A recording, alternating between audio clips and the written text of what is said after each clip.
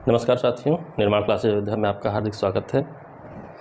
हम लोग इस समय जलधाराएं पढ़ रहे हैं वर्ड ज्योग्राफी के कॉन्सेप्ट वाले पार्ट में। तो जलधाराओं की लिस्ट बनाने की जगह हम लोग क्रमशः उनके प्रभाव आदि की चर्चा करते हुए हम पढ़ रहे हैं। ठीक है, कहाँ कहाँ से उनका मूवमेंट हो रहा है, किस तरीके से, क्या कारण है, ठीक, ताकि रटना ना पड़े, कोई ऐसी बात ना रहे कि हमारा आंसर गलत हो। पिछली कक्षा में हम लोगों ने उत्तरी अटलांटिक महासागर से जुड़ी हुई जलधाराओं को पढ़ा और आज हम दक्षिणी अटलांटिक महासागर में जो भी जलधाराएं हैं उनके बारे में पढ़ेंगे। तो एक बार देख लेते हैं ताकि आपका मेंटेन रहे। पिछली कक्षा में पढ़ते समय हमने उत्तरी अटलांटिक महासागर में पढ़ा कि गल्फ स्ट्रीम, फ्लोरिडा करंट और ये सब का क्या भूमिका है आपकी, ठीक है, किस किस तरीके से मूवमेंट हो रहा है, कहाँ कहाँ तक मूवमेंट हो रहा है, सारी बातों को हम लोगों ने पढ़ा था। आज हमें दक्षिणी अटलांटिक महासागर में पढ़ना है, यानी कि दक्षिण अमेरिका और अफ्रीका इनके मध्य जो एरिया आता है आपका दक्षिणी अटलांटिक महासागर, जो कि 0° इक्वेटर से निचले हिस्से में है, 0° इक्वेटर से ऊपरी हिस्से में हमने उत्तरी अटलांटिक के रूप में पिछली कक्षा में पढ़ रखा है। तो उत्तरी में कोई समस्या नहीं रही, दक्षिणी में भी कोई समस्या नहीं रहेगी। ठीक है, ये दक्षिण अमेरिका का पूर्वी तट है, ये ब्राज़ील है, यहाँ फाकलैंड द्वीप समूह है। ठीक है, यहाँ जलधाराएं कुछ आपको मिलेंगी। ये अमेरिका है, अमेरिका का अफ्रीका है, अफ्रीका का ये पश्चिमी तट है। ठीक, दक्षिण अफ्रीका, नामीबिया, अंगोला, ये सब आपको देश दिख रहे हैं। और ये दक्षिणी महासागर है, एक लंबा चौड़ा महासागर दक्षिणी महासागर के रूप में है। तो फिलहाल हम इस एरिया को पढ़ेंगे। सेंट्रास द्वीप यहाँ आपको मिलेगा, ठीक है, मिलेगा। तो उससे क्या परिणाम निकल करके आएगा हम देखेंगे। ठीक, आज चलते हैं, देखते हैं क्रमशः दक्षिण अटलांटिक महासागरीय धाराओं के बारे में हम लोग देखते हैं। पहली है दक्षिण विषुवतीय जलधारा। ठीक है, 0° से 20° दक्षिण। तो आप जानते हैं कि ये 0° इक्वेटर हमारा है, डॉट डॉट लाइन से आपका दिख रहा है। इससे इधर नॉर्थ अटलांटिक था, इधर की ओर आपका साउथ अटलांटिक है। इस ओर हमने पढ़ लिया था, अब इस ओर आज हमें देखना है। और इसमें ये आपका साउथ अमेरिका है, ये आप जान रहे हैं दक्षिण अमेरिका है। ठीक है, 0° इक्वेटर आप देखेंगे तो ये ब्राज़ील से होकर के गुजर रहा है, गिनी की खाड़ी के पास से आता है अफ्रीका में। ठीक है, ये बात आप जानते हैं, आप अपनी एटलस में देख सकते हैं, मैप में देख सकते हैं, कहीं पर भी देख सकते हैं। तो 0 से 20° दक्षिणी अक्षांशों के मध्य, यानी ये जो 0° है इससे 20° दक्षिणी अक्षांशों के मध्य, जैसे उत्तर में पूरब से पश्चिम दिशा में, ठीक है, हमेशा आप जानते हैं यही होता है, पूरब, पश्चिम, उत्तर, दक्षिण। ठीक है, ये स्टैंडर्ड मानक मान के हम लोग अध्ययन करते हैं। तो पूर्व से पश्चिम की ओर जैसे उत्तरी में जा रहे थे वैसे दक्षिणी में भी जा रहे थे। ये दक्षिण विषुवतीय जलधारा है। ठीक है, दक्षिण पूर्वी व्यापारिक हवाओं के कारण आप जानते हैं यहाँ पर दक्षिण पूर्वी व्यापारिक हवाएं हैं, प्लस पृथ्वी का रोटेशन ऐसा है कि लिक्विड होने के कारण जल विपरीत दिशा में, यानी कि पूरब से पश्चिम की ओर बहाव लेता है। इसके कारण पश्चिमी अफ्रीकी तट से पूर्वी दक्षिणी अमेरिकी तट तक जाता है, यानी कि ये पश्चिमी अफ्रीकी तट है, यहाँ से चलती है, और ये पूर्वी दक्षिणी तट है, दक्षिणी अमेरिका है, यानी कि दक्षिण अमेरिका का पूर्वी तट है, वहाँ तक ये जाती है 0 से 20° दक्षिण तक। सेंट रॉक्स द्वीप से टकराकर यहाँ पर आपको कुछ द्वीप मिलेंगे, उन द्वीप का नाम क्या है, सेंट रॉक्स द्वीप है। इनसे टकरा करके 2 भागों में देखिए विभक्त हो गई है।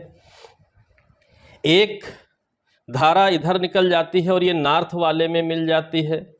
ठीक है, नॉर्थ वाले में मिल जाती है और मिल करके यहाँ पर ट्रिनिडाड मिलेगा। ट्रिनिडाड एंड टोबैगो आप जानते हैं वेस्ट इंडीज का एक द्वीपीय देश है, वहाँ पर, ठीक है, मुड़ करके पहुँच जाती है। ट्रिनिडाड में उत्तर विश्वतीय जो जलधारा है उससे मिल जाती है। उत्तर विश्वतीय जलधारा के बारे में पिछली कक्षा में आप पढ़ चुके हैं।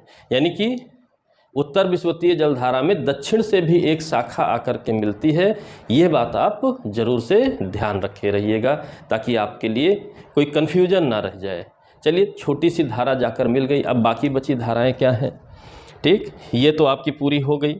ठीक है, अब ऊपर वाली जो चली गई ट्रिनिडाद के पास उत्तर विश्वतीय जलधारा से मिल गई तो वो तो गई, उसकी अब हम चर्चा नहीं करेंगे। अगली है ब्राज़ील जलधारा। ठीक है, ब्राज़ील जलधारा गर्म है। गर्म क्यों है आप जानते हैं, विषुवत रेखा से की ओर से आने वाला जो भी जल होगा वो गर्म की कैटेगरी में होता है, तो रटने की ज़रूरत नहीं है। और ये जो तट है ये ब्राज़ील है, ब्राज़ील का पूर्वी तट है, तो ब्राज़ील के नाम से ही यह जलधारा जानी जा रही है, रटने की ज़रूरत नहीं। दिशा आपको दिख रही है, भूमध्य रेखा से आ रही है, इसलिए गर्म होगी, यह भी रटने की ज़रूरत नहीं। दसियों बार आपका प्रश्न पूछा है कि ब्राज़ीलियन करंट किस नेचर की है, तो आप बताइए गर्म नेचर की है, कोई समस्या ऐसी नहीं है। ठीक है, तो ये ब्राज़ील के पूर्वी तट तक सेंट रॉक्स द्वीप से टकरा करके मोड़ हुआ था, वहाँ से लेकर के ब्राज़ील के पूर्वी तट के सहारे 48 अंश दक्षिण तक जाती है। तो ये ब्राज़ील के पूर्वी तट के सहारे ही जा रही है, लगभग 48 अंश दक्षिणी तक जाती है। उसके बाद 48 अंश सामान्य तौर पर नहीं पूछता है, आपको मैप में देखना आसान हो इसलिए मैंने लिखा 48 अंश दक्षिणी तक जाती है। उसके बाद क्या होता है, विक्षेप बल, डिफेक्टिव फोर्स के कारण, अब विक्षेपण क्यों हो रहा है, ठीक है, इसको भी हम समझ लेते हैं। और पछुआ पवनों के कारण, तो विक्षेपण क्यों हो रहा है, पृथ्वी रोटेट कर रही है पश्चिम से पूर्व की ओर, जिसकी वजह से दोनों गोलार्धों में विक्षेप बलों का निर्माण होता है, जिसमें कोरियालिस बल, ठीक है, फेरल इफेक्ट, तमाम चीजें आप लोगों ने पढ़ रखी हैं। तो ये जो मूवमेंट है पृथ्वी का पश्चिम से पूर्व की दिशा में, तो ये यहाँ तक आते आते यह भी इधर की ओर मुड़ने लगती है। ठीक है, ये भी अभी और भी कारण मिलेंगे, मुड़ने लगती है। और साथ ही इसके साथ जो पवन गतिमान है, वो पवन, यहां पर पवन की दिशा क्या है, पूरब से पश्चिम की ओर है, तो यहां पर पवन की दिशा, दक्षिण में जाने पर पवन की दिशा क्या है, पश्चिम से पूर्व की ओर है। इन दोनों के कारण, यानी पृथ्वी के रोटेशन की वजह से निर्मित विक्षेप बल और पछुआ पवनों के कारण ये किधर की ओर मुड़ जाती हैं, पूर्व की ओर मुड़ जाती हैं। तो ये जो ब्राज़ील करंट आपकी आई है,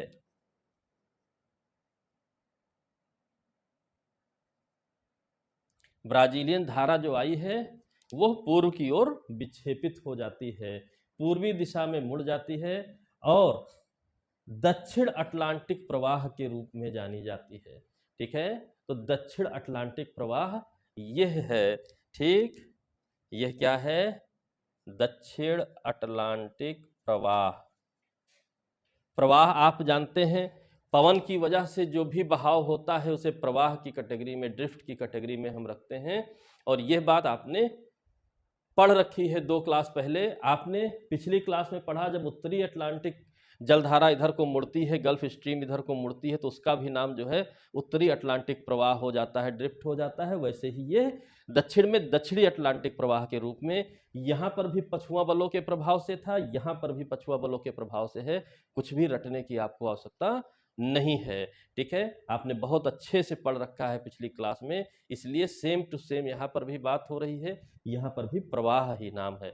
उत्तरी अटलांटिक प्रवाह यहाँ मिलेगा, दक्षिणी अटलांटिक प्रवाह आपको यहाँ पर मिलेगा, बिल्कुल क्लियर होना चाहिए, उसके रूप में मुड़ जाती है। ठीक, इसी दौरान एक फाकलैंड जलधारा है, अगली है आपकी फाकलैंड जलधारा, जो कि ठंडी जलधारा है। ये आपका फाकलैंड द्वीप समूह है। फाकलैंड द्वीप समूह जो है, आप पढ़ेंगे तो वहां यूनाइटेड किंगडम लिखा होगा ब्रैकेट में, इसलिए लिखा हुआ है क्योंकि यह यूनाइटेड किंगडम का हिस्सा है। ठीक है, आप जानते हैं विश्व के तमाम देश द्वीप ब्रिटिश उपनिवेश के हिस्से में थे, भारत भी था, आप जानते हैं बहुत अच्छे से।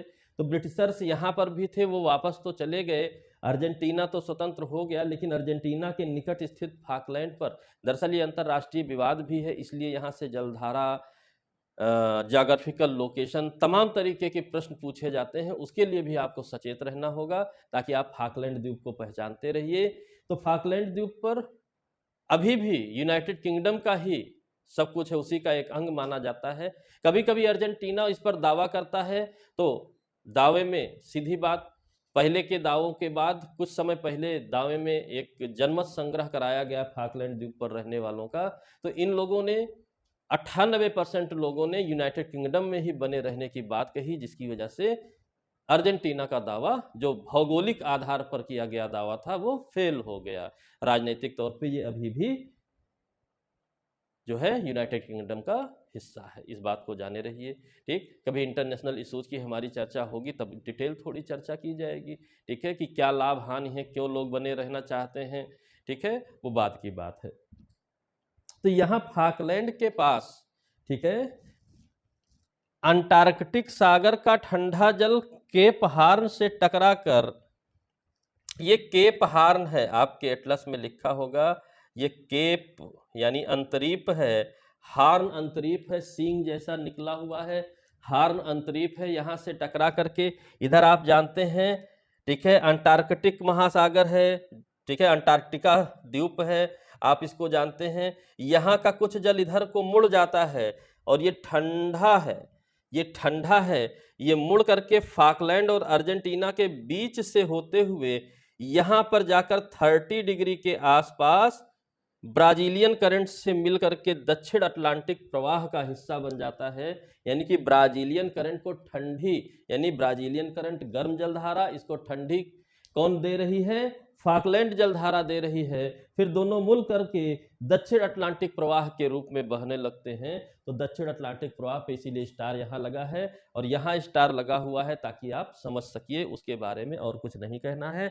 लोकेशन से बिल्कुल स्पष्ट है कि दक्षिणी हिस्से में, दक्षिणी अटलांटिक महासागर के दक्षिणी हिस्से में यह प्रवाह हो रहा है।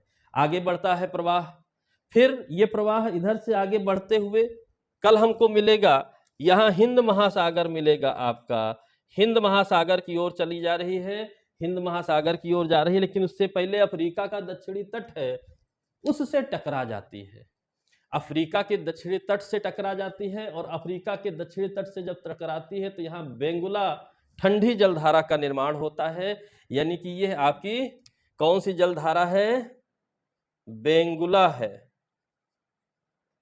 ठंडी जलधारा है, क्योंकि ये ठंडी जलधारा टकरा कर यहाँ पर मुड़ रही है, तो जाहिर सी बात है ठंडी जलधारा होगी।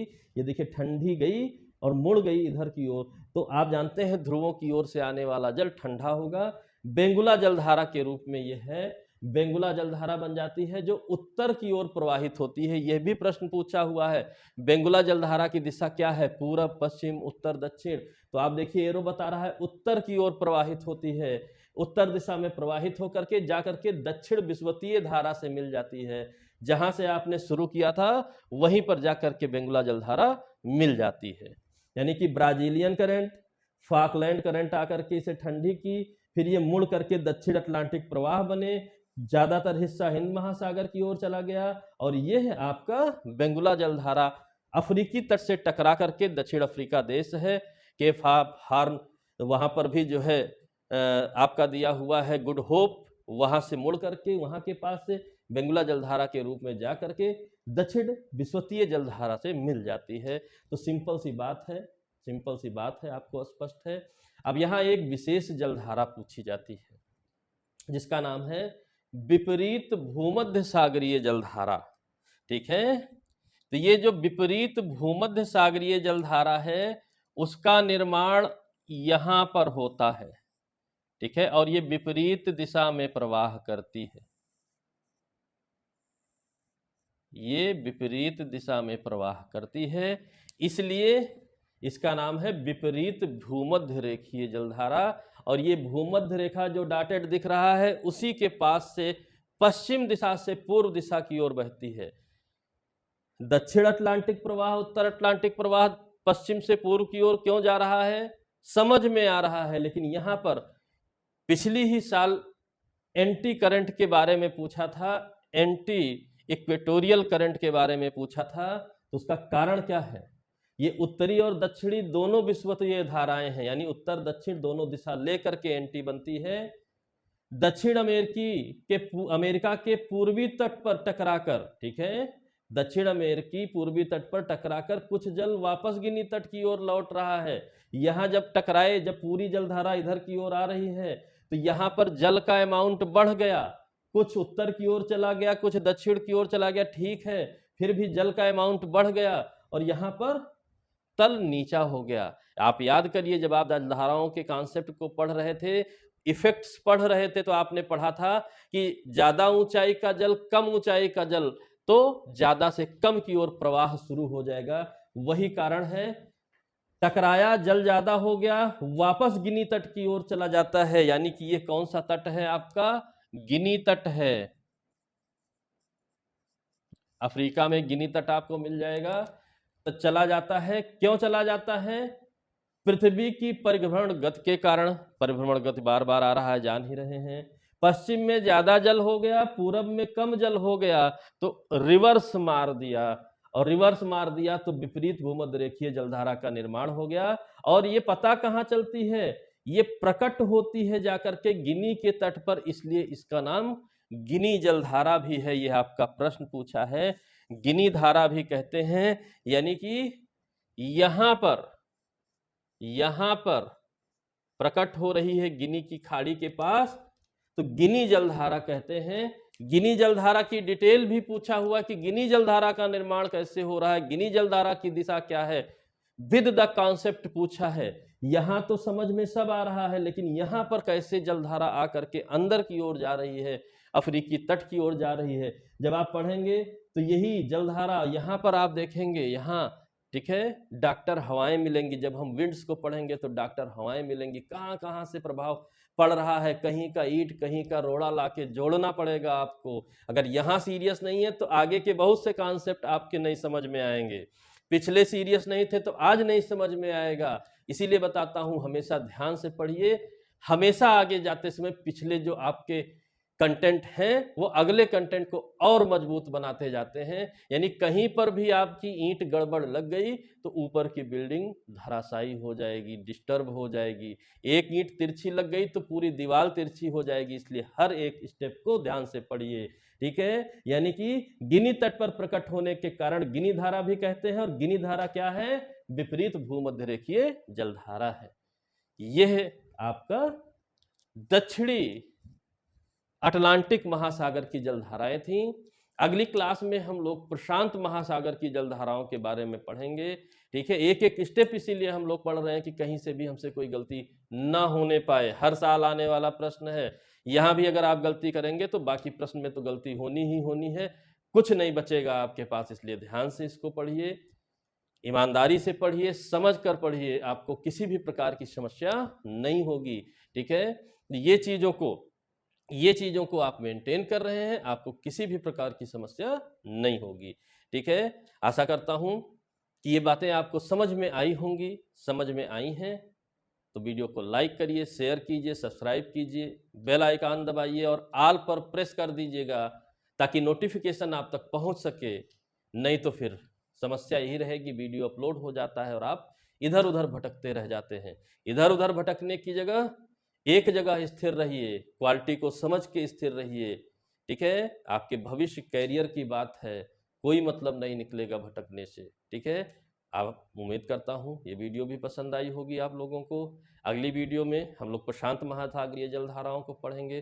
तब तक के लिए जय हिंद, जय भारत, धन्यवाद।